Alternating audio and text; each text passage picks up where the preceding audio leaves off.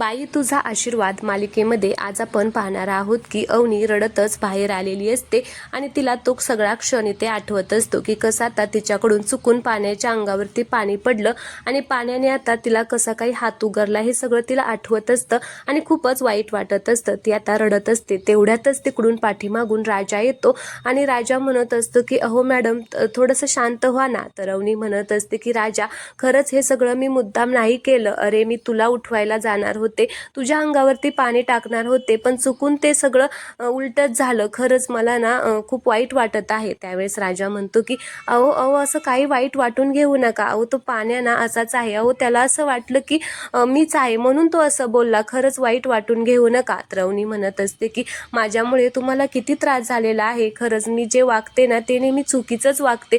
नेहमी मला असंच होतं. त्यावेळेस राजा म्हणतो की तुम्ही चुकीचं नाही वागत मॅडम. इथे कोणाचीच चूक नाहीये. इथे चूक आहे ती परिस्थितीचीच आणि नेहमी आपणच चुकीचा असतो असं नाही ना. परिस्थिती पण चुकीची असू शकते.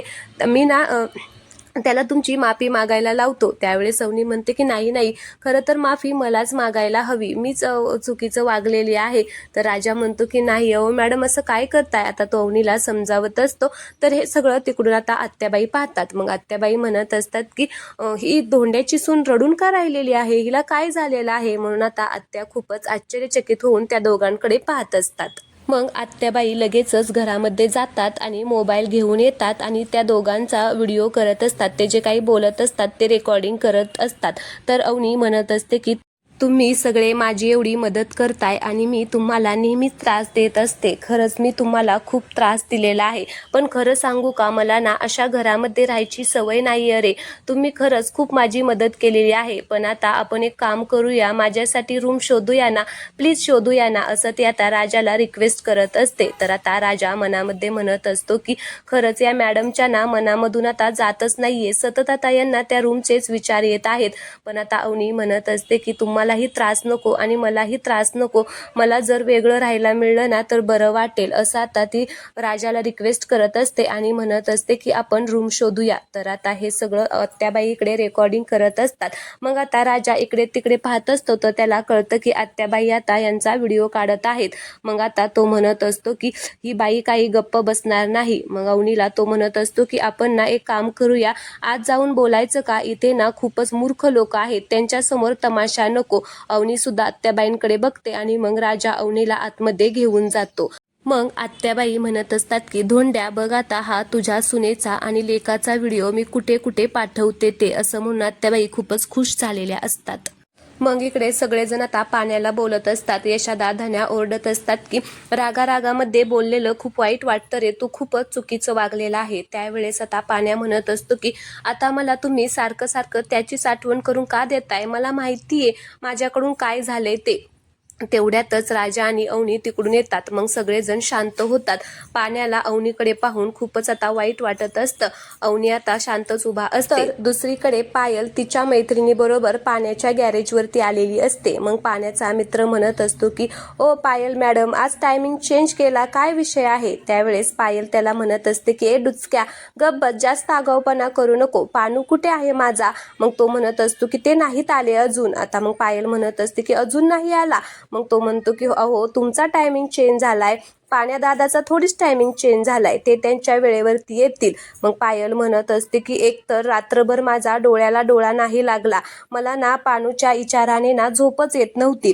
मी अशी रात्रभर डोळे बंद करायची की मला पानूचा चेहरा पुढे दिसायचा.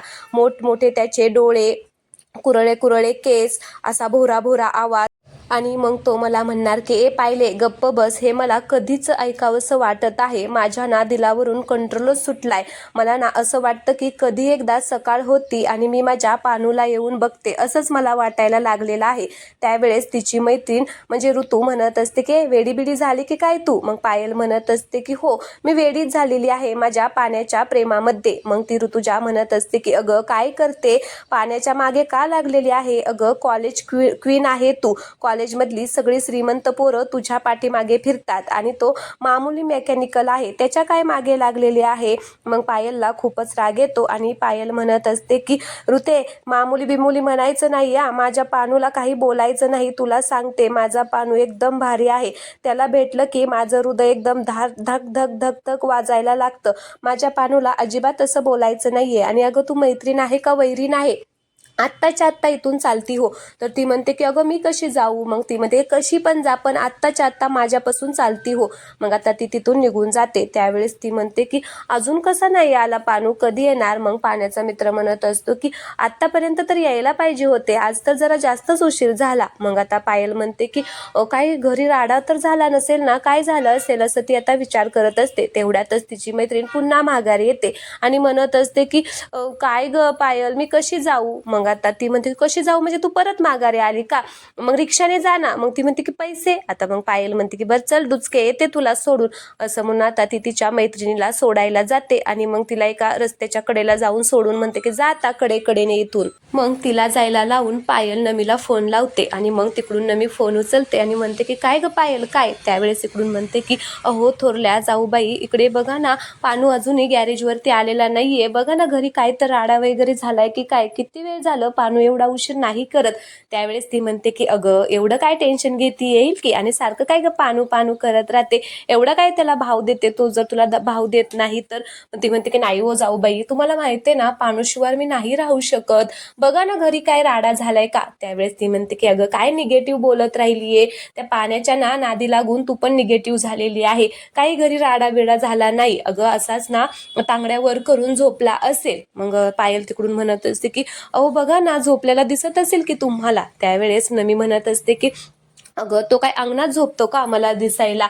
मग पायल म्हणते की हा, मला तिला जरा वेगळंच वाटतं. तर मग आता नमी म्हणत असते काही काळजी करू नको, येईल, उठेल आणि लवकरच येईल. मग आता तिकडून आता पाण्या कपडे घेऊन रागाने चाललेला दिसतो. मग नमी म्हणते की वा वा वा, काय तुमचं प्रेम आहे हो, नाव घेतलं आणि इकडे समोर दिसला, चाललाय आता गॅरेजकडेच येतोय. मग ती म्हणते की काय खरंच गॅरेजकडे येतोय? खरंच अहो तुम्हाला सांगू का, माझ्या ना पानूला भेटल्याशिवाय मला चैनच लागत नाही. मला तर असं वाटतंय कधी आमचं लग्न होतंय आणि पाण्याबरोबर सुखाने संसार, म्हणजे आपण सगळेच मिळून एकत्र राहतोय ते. त्यावेळेस नमी पण म्हणत असते की सेम पिच, अगं मला सुद्धा तसंच वाटत आहे की आमचं सुद्धा लग्न कधी एकदाच होते. तेवढ्यातच दत्ता मामा नमीला आवाज देतो. मग ती म्हणत असते की अहो धाकट्या जाऊबाई, इथे मामाचं डोकं दुखायला लागलेलं आहे आणि तो माझं डोकं खात आहे, मी जाते. मग पायल म्हणते की हो हो मी पण जाते माझ्या पाण्याला भेटायला. मग दोघीही आता फोन ठेवतात आणि पायल आता तिकडे गॅरेजकडे जायला निघते. तर इकडे अवनी आतमध्ये गेलेली असते आणि पाण्या गॅरेजकडे गेलेला असतो. त्यावेळेस राजा म्हणत असतो की इतके दिवस बाईचा आशीर्वाद नाही, बाईचा आशीर्वाद नाही म्हणत होते आणि बाईचा आशीर्वाद मिळाला तर हे असं.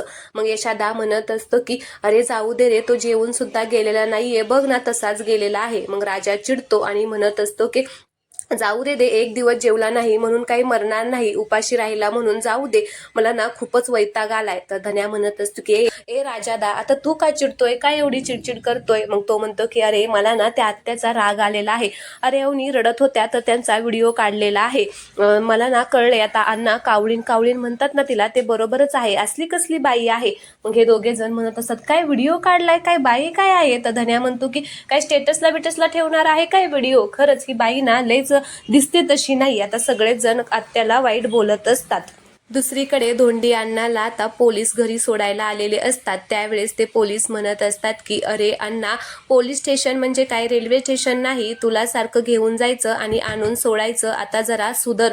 त्यावेळेस अण्णा म्हणत असतात की अरे हो, मला काय हौस आहे का, ते सुली आणि दत्ता काहीतरी काड्या करतात आणि मला सारखं आता पोलीस स्टेशनला जावं लागतं. मग तेवढ्यातच अवनी आता बाहेर येते. मग अवनीला पाहून पोलीस म्हणत असतात की ही कोण?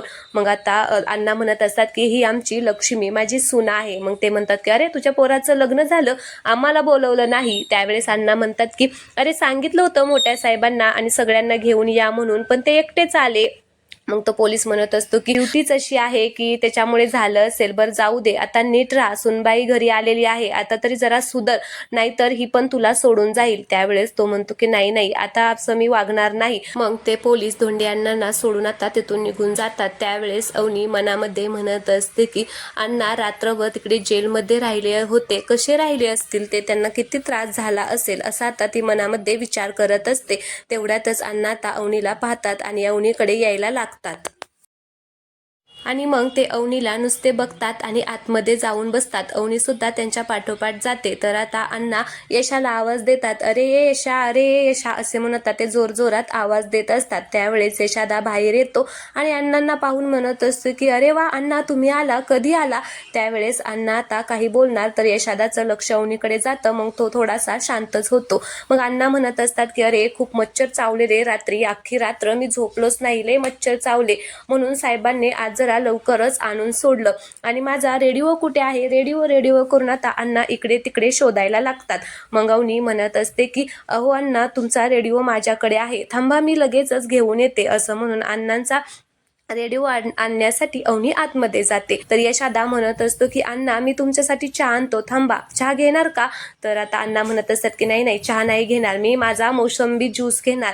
त्यावेळेस यशादा म्हणत असतो की अण्णा, अहो सुनबाई घरामध्ये आहे, असं काय करताय तुम्ही, नका घेऊ तुमचं ते औषध. त्यावेळेस अण्णा लगेच म्हणत असतात की बर मी आज चहा घेणार, ठेव माझ्यासाठी चहा, आणि तर जात असला पानसट चहा ठेवू नको, मस्त आलं घालून चहा ठेव. तेव्हा यशादा म्हणतो की नक्की नक्की घेणार ना चहा? तर अण्णा म्हणतात की हो, पण छान ठेवायचा. मग यशादा अण्णांना चहा ठेवायला जातो. तेवढ्यातच अवनी आता त्यांचा रेडिओ घेऊन बाहेर येते आणि अण्णांच्या हातामध्ये देते आणि सांगत असते की अण्णा, मी तुमचा रेडिओ काल रात्री घेतला होता, सॉरी, पण अहो मला ना रात्री झोपच लागत नव्हती, ते मला सवय झाली ना, तुम्ही रोज रात्री रेडिओ लावायचा आणि मग त्याच्यामुळे मला सवय झाली होती. मग रात्री तुम्ही नव्हता तर मी तुमचा रेडिओ घेतला आणि त्याच्यावरतीच गाणी लावली. गाण्यांचा आवाज आला की असं वाटतं ना की कोणीतरी आहे आपल्या बरोबर जागं म्हणून, त्यामुळे मी घेतला होता, सॉरी बरं का, मी तुम्हाला न विचारता घेतला. त्यावेळेस अण्णा म्हणतात की अहो सुनबाई असू द्या. मग अवनी म्हणत असते की मी आलेच. तर आता अवनी आतमध्ये जाते. मग अण्णा म्हणत असतात की बघितलं का रेडिओ, माझा किती आधार वाटतो सुनबाईंना, आजपासून रोज आता ही गाणी वाजणार माझ्या सुनबाईंसाठी, असं म्हणून अण्णा आता रेडिओ चालू करतात. तर दुसरीकडे सुलू आत्याने महेशला फोन लावलेला असतो. त्यावेळेस महेश तिकडून म्हणत असतो की कोण बोलताय तुम्ही आणि काहीच काम आहे. त्यावेळेस सुलू आत्या म्हणत असते की अय्यो, मला ओळखलं नाही का? अहो मी तीच आहे, ज्यावेळेस तुमची बहीण पळून इकडे दानक्यांच्या घरी आली होती त्यावेळेस मीच तुम्हाला फोन करून सांगितलं होतं, पण तुम्ही काहीच केलं नाही. आता मी तुम्हाला असा व्हिडिओ पाठवलेला आहे ना, ज्याच्यामध्ये तुम्हाला दिसेल की तुमची बहीण किती दुःखी आहे, या घरामध्ये तिला अजिबातच राहायचं नाहीये, अहो तिला घेऊन जावा.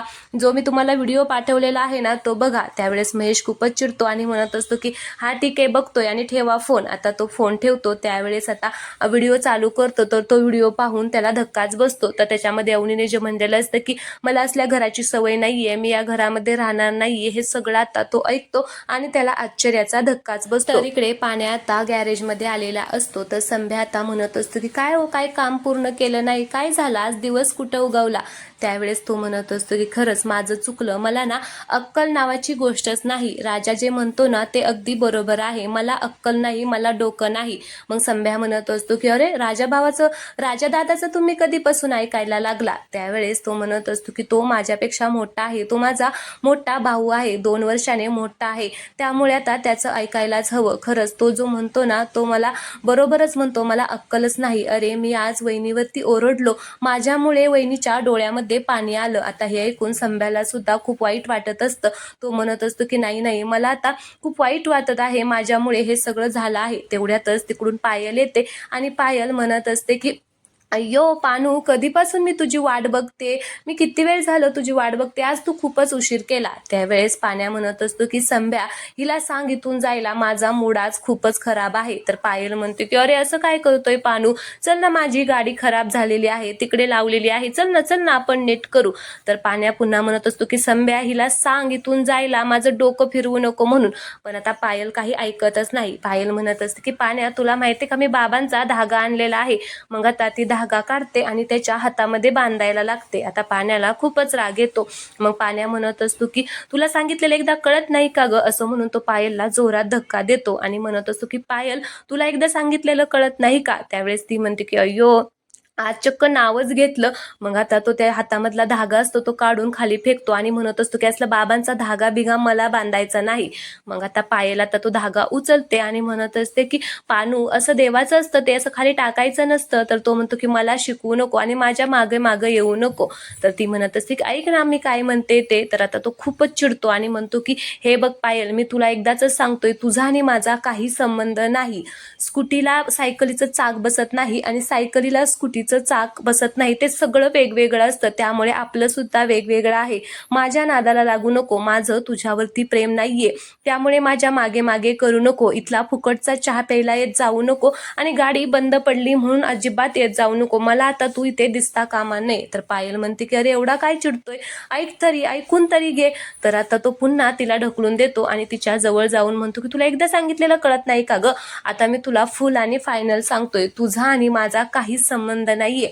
माझं तुझ्यावरती प्रेम नाहीये, कळलं का. आता पायलला खूप वाईट वाटतं आणि तिला एकदम रडायलाच येतं. ती म्हणते की तू नाही ऐकणार ना माझं. तर तो म्हणतो की नाही ऐकणार, एकदाच सांगतोय, मला तुझ्याबद्दल काहीच वाटत नाही, इथून निघायचं, चल निघ. आता पायल खूपच चिडते आणि म्हणत असते की ठीक आहे, आता मी इथून जाते, नाहीये ना तुझा आणि माझा संबंध, बरे ठीक आहे, असं म्हणून आता पायल तिथून खूपच रागाने निघून जाते. पायल निघून गेल्यानंतर संध्या आता पाण्याचं जॅकेट आणतो आणि म्हणत असतो की हा मॅटर आहे ना आपण पुन्हा सोडवूया पाण्यादा, पण आता आपण ना अवनी वहिनीसाठी गिफ्ट घेऊन येऊया. कुठल्याही बाईला राग आला की तिला गिफ्ट दिलं की मग राग जातो. चला चला असं करून आता तो पाण्याला वहिनीला गिफ्ट घेण्यासाठी घेऊन जातो. तर दुसरीकडे अवनी आतमध्ये रूममध्ये बसलेली असते आणि राजा आता तिची वाट बघत बाहेर आता बसलेला असतो. त्याला असं वाटत असतं की मॅडम आता कधी बाहेर येतात काय माहिती, म्हणून आता तो तिथेच वाट बघत बसलेला असतो. तेवढ्यातच अवनी आता दरवाजा उघडते आणि बाहेर येते. तर आता राजाला खूप आनंद होतो आणि तो आता अवनीकडे पाहत असतो. तर अवनी सुद्धा त्याच्याकडे पाहते. दोघेही आता एकमेकांकडे पाहत असतात. मग अवनी आता हळूहळू पुढे येते. तर राजा सुद्धा उठून लगेच अवनीकडे जातो आणि अवनीला म्हणत असतो की काय आता बरं वाटतंय ना. तर अवनी सुद्धा म्हणत असते की हो. मग तो म्हणतो की थांबा, मी तुमच्यासाठी पाणी घेऊन आलो, असं म्हणून तो अवनीसाठी पाणी घेऊन येतो आणि अवनीला म्हणत असतो की हे घ्या, थोडंसं पाणी प्या. अवनी म्हणते की नाही नको. तर राजा जबरदस्ती म्हणतो की अहो घ्या, थोडंसं पाणी पिऊन घ्या, तुम्हाला बरं वाटेल. मग अवनी आता पाणी पिते. तेवढ्यात तिकडून आता किचनमधून आवाज येतो. तर यशादा आता सामान काढत असतो आणि ते आता अवनी पाहत असते. तर राजाला आता आश्चर्यच वाटतं. राजा आता घाबरतो, कारण राजाने अवनीला खोटं सांगितलेलं असतं. मग आता राजा थोडासा साईडला जातो. तर अवनी आता यशादाकडेच बघत असते. यशादा सगळं थापी घमेलं जे काही गौंडी कामासाठी लागणार आहे ते सगळं साहित्य काढत असतो आणि पिशवीमध्ये भरत असतो. अवनी आता ते सगळं पाहत असते. पाठीमागून राजा सुद्धा पाहत असतो. आता त्याला वाटत असतं की आता हे खोटं नाटक आता समोर येणार. मग अवनी मनामध्ये म्हणत असते की यशादा हे सगळेजण हे सगळं सामान घेऊन का चाललेले आहेत आणि हे स्वतःच का नेत आहेत. राजा तर बोलला होता की हे मोठे कॉन्ट्रॅक्टर आहेत म्हणून, मोठे त्यांचं बिझनेस आहे म्हणून. मग आता अवनी समोर आता हे सत्य येणार की काय हे पाहणं खूप इंटरेस्टिंग असणार आहे. तर आता यशादा सगळी पिशवी घेऊन बाहेर येतो आणि मग अवनी आणि राजा तिथेच उभा असतात. तर त्यांना पाहून तो थोडासा शांतच होतो. मग यशादा म्हणत असतो की जे काही झालं ना ते आता विसरून जावा, त्याच्यावरती आता जास्त विचार करू नका आणि टेन्शन पण घेऊ नका. तर अवनी म्हणत असते की हो. तर आजचा भाग येथेच संपलेला आहे. पुढील भागामध्ये आपण पाहणार आहोत की अण्णांना भूक लागलेली असते, पण यशादा कामाला गेल्यामुळे त्यांना कोणच जेवण बनवायला नसतं. तर अवनी म्हणत असते की अण्णा मी तुमच्यासाठी जेवण बनवू का. त्यावेळेस अण्णा म्हणतात की अहो सुनबाई, तुम्ही कशाला, नको नको, तुम्हाला मी काही काम सांगणार नाही, थांबा मीच आता माझ्या हाताने बनवून घेतो. त्यावेळेस धन्या म्हणत असतो की अण्णा टेम्पो चालवणं, सायकल चालवणं वेगळं आणि जेवण बनवणं वेगळं, दोन्हीला मिक्स करू नका. त्यावेळेस तो म्हणतो की अरे काय समजतो तुम्हाला, आता तू बघत. मग आता अण्णा बाहेरच चूल मांडतात आणि छानपैकी मस्त अंडा भुर्जी बनवतात. एकदम जबरदस्त अंडा भुर्जी अण्णांनी ते बनवलेली असते. तर आता ते अवनीला म्हणत असतात की सुनबाई आता खाऊन बघा. मग अवनी आता ते ताट घेते आणि एक घास खाते. तर तिला ती भुर्जी खूप आवडते आणि म्हणत असते की मस्त झाली. मग धन्या सुद्धा आता इथे हसतो. तर अण्णा सुद्धा आता खुश झालेले असतात. तर चला प्रेक्षकांनो, आजचा हा भाग तुम्हाला आवडला असेल तर व्हिडिओला लाईक करा, चॅनलला सबस्क्राईब करायला अजिबात विसरू नका. असेच व्हिडिओ तुम्हाला या चॅनलवरती पाहायला मिळणार आहेत. धन्यवाद.